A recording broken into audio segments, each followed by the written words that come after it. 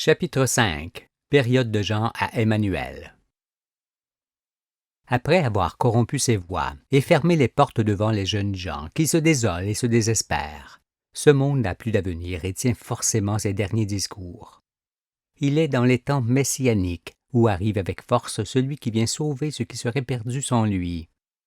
Au jour de Jean-Baptiste, il y a 2000 ans, ce ne pouvait donc être l'heure de la venue de l'agneau, car le monde n'était pas encore descendu dans ces temps de la fin, qui sont ceux de son arrivée.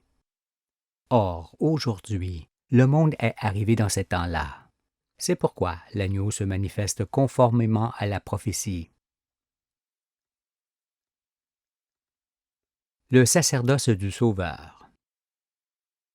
Enseigné par celui qui l'envoie au temps marqué, le Fils éclaire les hommes sur l'univers, pour qu'ils connaissent Dieu, sachent qui ils sont, d'où ils viennent, et ce que seront les choses à venir, jusqu'au terme de l'existence de la famille solaire. Il vient prolonger l'œuvre de Moïse pour que naissent à nouveau tous ceux qui sont restés saints et simples d'esprit. Il les enseigne de la réalité pour les affranchir et les séparer de ceux qui vivent d'eux, parce qu'ils sont le bon grain et la semence du royaume. Par conséquent, le sacerdoce du Fils ne peut d'aucune manière être transmis ou délégué à un autre, d'autant moins que lorsqu'il arrive et ressuscite les morts, le monde change aussitôt. Personne au monde ne pouvait donc prétendre tenir sa place. Au terme de ces 2 millénaires, le monde voit enfin qu'il vivait en pleine imposture. Cela parce que l'infâme Église romaine lui faisait aisément croire qu'elle poursuivait le sacerdoce de Jésus, alors qu'il n'est nullement transmissible et qu'elle était souveraine. En vous ayant ainsi trompé sur les Écritures, elle s'est assise en reine jusqu'à présent, où elle est envoyée au fond de l'abîme conformément à ce qui est prédit. Comprenez-vous que si je ne mettais un terme à sa supercherie, le monde entier serait perdu à jamais.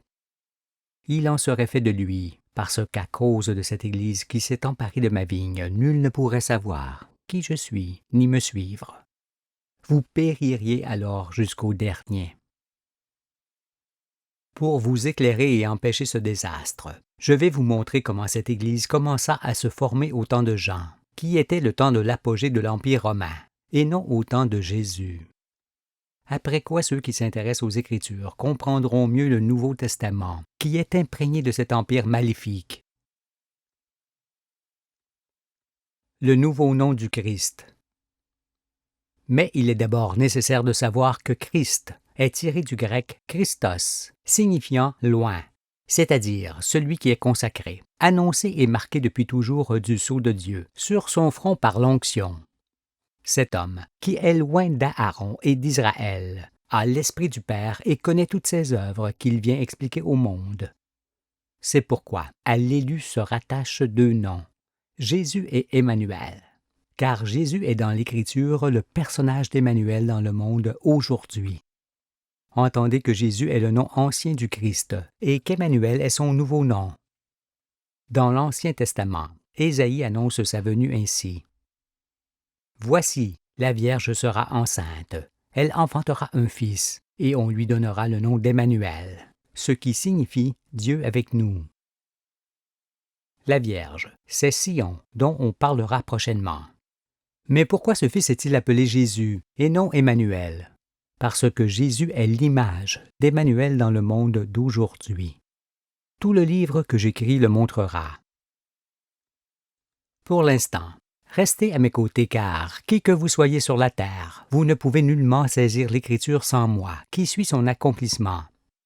Il en est ainsi, parce que le livre, l'Ancien Testament, est recouvert d'un voile sous lequel se trouvent 7 personnages qui éclairent ensemble, tel un chandelier, celui qui vient vaincre le monde. Mais j'enlèverai ce voile, pour que vous puissiez me voir tel que je suis. Ainsi, vous me reconnaîtrez dans la certitude et me suivrez en toute confiance. Car je suis l'agneau immolé, celui qui a vaincu l'ignorance et qui est digne d'enlever les sceaux qui tiennent le livre cacheté. Emmanuel est appelé Dieu par Ésaïe, parce que dans l'Ancien Testament se trouve le Père, le Fils et le Saint-Esprit, représentés par Abraham, Isaac et Jacob, qui composent ensemble le personnage d'Emmanuel. Je dis que l'union du Père, du Fils et du Saint-Esprit forme un seul Dieu. Emmanuel est son nom. C'est pour cette raison que le prophète, sachant qui il est, l'appelle Dieu.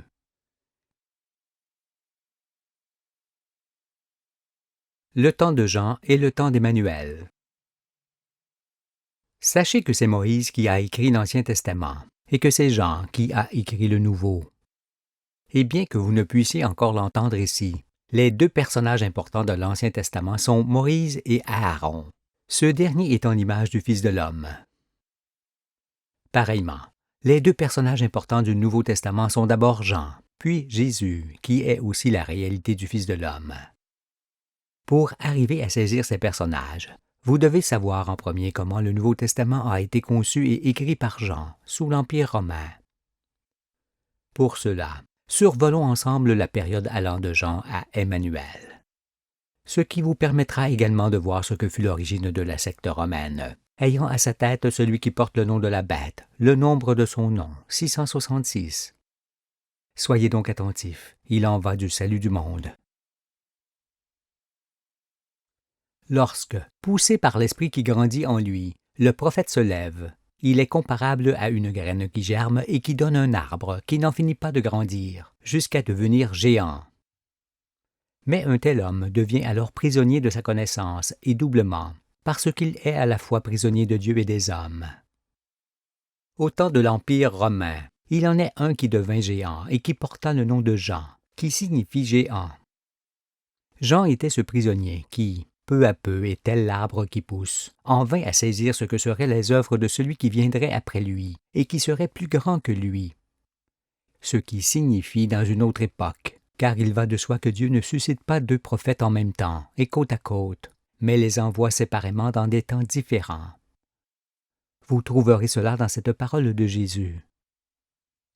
Je vous le dis en vérité, parmi ceux qui sont nés de femmes, et non de l'Esprit comme vous allez naître aujourd'hui avec moi, il n'en a point paru de plus grand que Jean-Baptiste. Cependant, le plus petit dans le royaume des cieux est plus grand que lui. Depuis le temps de Jean-Baptiste, il y a 2000 ans, jusqu'à présent aujourd'hui, le royaume des cieux est forcé, et ce sont les violents qui s'en emparent. Car tous les prophètes et la loi ont prophétisé jusqu'à Jean. Et, si vous voulez le comprendre, c'est lui qui est l'Élie qui devait venir. Que celui qui a des oreilles pour entendre, entende. Mais, en 2000 ans, vous n'avez toujours point entendu ce que dit Jésus. Sentez-vous cependant ces deux époques distinctes de Jean et de Jésus? Ce que je vous dis, moi, c'est que Jean avait tous les traits d'esprit de cet Élie qui est annoncé à la fin de l'Ancien Testament. Mais il n'avait point en lui la lumière divine qui ressuscite les morts et dont seul le Fils unique serait pourvu. Il sut ainsi qu'il n'était point ce Fils unique, mais son messager envoyé devant lui pour préparer son chemin et aplanir ses sentiers, et pour le faire lever ensuite.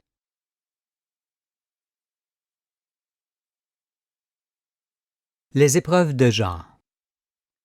Parce que je sais ce qu'est la vie d'un prophète et comment il se lève. Je dis alors que Jean a éprouvé longuement et fortement ce que j'ai éprouvé, et que, quand il vit le Fils, c'est moi qu'il vit tel que je suis. Il annonça alors tout ce que je souffrirai pour sauver le monde. Il puisait en lui-même et dans l'Ancien Testament ce que j'étais et ferais, et il me voyait comme un frère jumeau qu'il présenta au monde avec l'image et la bouche de Jésus. C'est pourquoi Jésus dit, en s'excluant, « Il est vrai qu'Élie doit venir, Emmanuel, mais je vous dis qu'il est déjà venu, Jean. » Ainsi vous concevez mieux le personnage de Jésus et pourquoi il s'exclut avec cette parole fort explicite. Pour saisir le sens de la prophétie, il faut d'abord voir que dans l'Ancien Testament, on y apprend le Père. Dans le Nouveau, on y apprend le Fils. Et dans ce dernier testament, qui est l'accomplissement de toute la prophétie, on y apprend le Saint-Esprit, avec lequel le monde vivra éternellement. Il y a donc forcément une ressemblance dans ces trois ouvrages, parce qu'en ayant les mêmes traits d'esprit, Moïse, Jean et Emmanuel s'expriment d'une façon semblable. Mais, contrairement à moi, Moïse et Jean remplirent leur écriture de personnages dont ils avaient besoin pour transmettre le message de Dieu. C'est pourquoi, bien que symboliques, ces personnages sont de véritables guides. Paul, par exemple, n'est pas homme, mais personnage né de la main de Jean. Celui qui explique Jésus aux Grecs et aux Romains, afin que ce soit le monde entier qui entende. Puisque Paul n'était point avec Jésus, mais l'explique avec beaucoup de profondeur et d'exactitude, je dis qu'il est un personnage créé par Jean pour annoncer le messager. C'est pourquoi Paul dit « Lorsqu'il viendra, nous le verrons tel qu'il est. » Les Écritures se répandirent dans le monde cachetées et scellées, pour être lues dans leur vrai sens seulement lorsque le Fils paraît, car c'est en Christ que le voile disparaît. Écrites par les prophètes, elles ne peuvent être expliquées que par l'un d'eux, et non par l'homme né de femme. Entendez donc ce qu'il y a lieu d'entendre. Le trouble jeté par Jean. Que s'est-il donc produit, il y a 2000 ans, sous l'Empire romain? Pour interpréter correctement le Nouveau Testament, il faut voir en premier lieu que Jean baptise la foule, c'est-à-dire qu'il enseigne les gens, en avertissant le monde que le Fils de l'homme viendra après lui, en son temps, et qu'il faudra être debout ce jour-là. Ce Jean gênait donc les Romains, et il leur fallait agir pour que la foule cesse d'aller après lui. Et c'est ce qu'ils firent.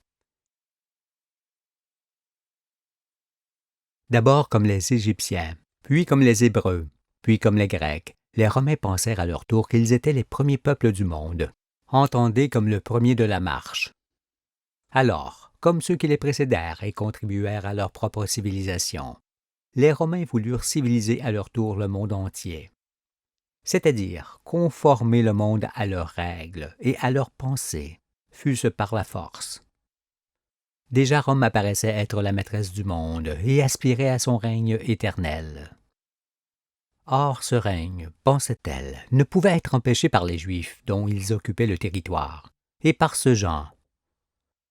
Par les Juifs, parce que ceux-ci prétendaient être la descendance d'Abraham, d'Isaac et de Jacob, à qui Dieu promit la terre pour toujours. Et par Jean, parce que celui-ci semblait être à leurs yeux le sauveur que les Juifs attendaient, croyant qu'il sortirait du milieu d'eux et les délivrerait.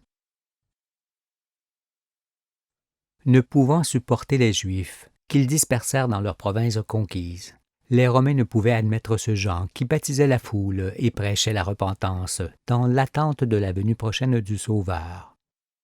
Il leur fallait donc trouver un stratagème pour s'emparer de lui et le tuer. Rome en avertit Hérode qui, alors, fit alliance avec elle en s'empressant d'épouser sa cause. De la sorte, Hérode épousa Rome.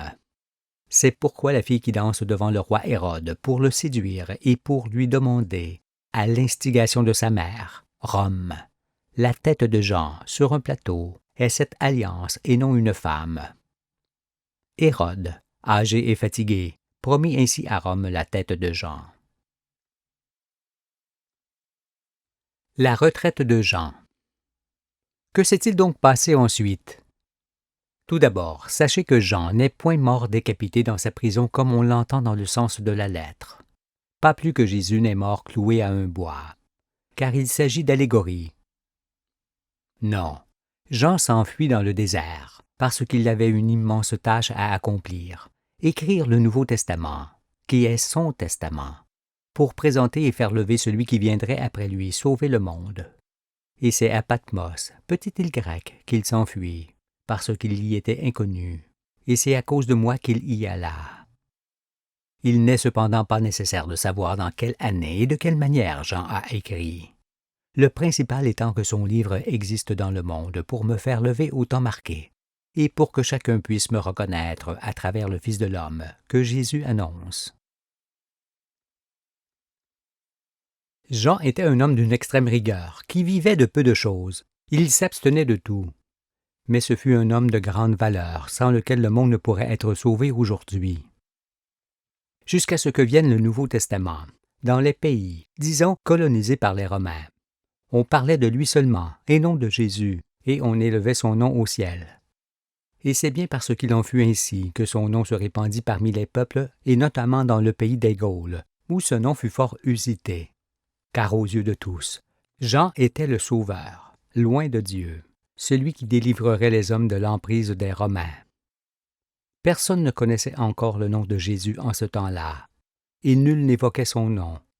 Tous ignoraient son existence et ce qu'il accomplirait. C'est probablement pendant ce temps, et en secret, que Jean écrivait le Nouveau Testament dans lequel il présentait Jésus, l'agneau de Dieu. Il y inclut évidemment tout ce qui se produisit avec les Romains durant sa retraite et qui finit par donner forme à l'Apocalypse, son dernier chapitre. Comment alors n'aurait-il point montré sous voile la bête qui monte de la mer et qui monte de la terre, représentant les Romains avec leurs militaires et leur infâme secte? Déjà les Romains avaient construit de très grands édifices religieux pour impressionner le monde et imposer leur religion hypocrite et leur domination. Mais de ces constructions imposantes, qui sont toujours à la mesure de la vanité de ceux qui les font bâtir, Jean fit en sorte qu'il n'y ait point pierre sur pierre qui ne soit renversée au jour de la venue du véritable, qu'il annonce. Croyez ce que je dis, car, comme Jean m'a vu en mon temps, moi je le vois en son temps et tel qu'il était. Dans le Nouveau Testament, Jean vient avant Jésus et s'en va avant Jésus. Ne point connaître Jean, c'est forcément ignorer Jésus. Mais seul Emmanuel, qui est concerné par les deux, peut les expliquer. En ce sens, je dis encore que Jean est l'Élie, qui est déjà venu, et qu'Emmanuel est l'Élie qui devait venir. 20 siècles de traditions et de croyances erronées n'entameront point ce que je dis. Par simulation, Jean a réellement fait prendre aux Romains une chose pour une autre, car il savait fort bien qu'ils s'empareraient du Nouveau Testament dans lequel il présentait le Sauveur. Et c'est ce qu'ils firent, en s'empressant d'y changer sa nature pour masquer leur condamnation écrite. Ils formèrent donc une secte qu'ils assirent sur leurs mensonges, auxquels ils ne cessèrent d'ajouter d'autres mensonges, pour qu'au fil des siècles, ils prennent l'apparence de vérité aux yeux des peuples. Mais Jean leur avait tendu un piège dans lequel ne manquerait pas de tomber le chef de cette secte, qui porte sur sa tête le nom de la bête et le nombre de son nom, que nous avons évoqué. Vous comprenez mieux maintenant qui sont les pères de l'infâme Église romaine et ce que fut son origine. Et vous savez entendre pourquoi Jean n'a pas manqué de donner un signe incontestable, 666, qui mettrait un terme à cette religion mensongère, pernicieuse et meurtrière, qui fut toujours la cause des dissensions et des guerres qui persistèrent jusqu'à ce jour.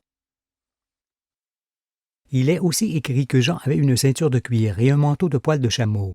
Pourquoi une telle description vestimentaire? La signification de ceci est donnée en Zacharie, père spirituel de Jean, dans l'Ancien Testament, où il est écrit « En ce jour-là, aujourd'hui, les prophètes, les dirigeants, rougiront de leurs visions, quand ils prophétiseront sur l'avenir, et ils ne se revêtiront plus d'un manteau de poil pour mentir. » Cela signifie qu'avec la vérité connue de tous aujourd'hui, vos dirigeants rougiront de leurs visions, parce qu'ils ne pourront plus se dissimuler sous des poils de bête pour mentir, car il est certain que celui qui ment n'est point digne du nom d'homme, mais du nom de bête seulement. Pourquoi alors Jean avait-il un manteau de poil de chameau? Parce que, dans sa retraite à Patmos, il présenta le Fils au monde en se transportant au jour de sa venue, aujourd'hui, tout en laissant croire qu'il était corporellement à ses côtés.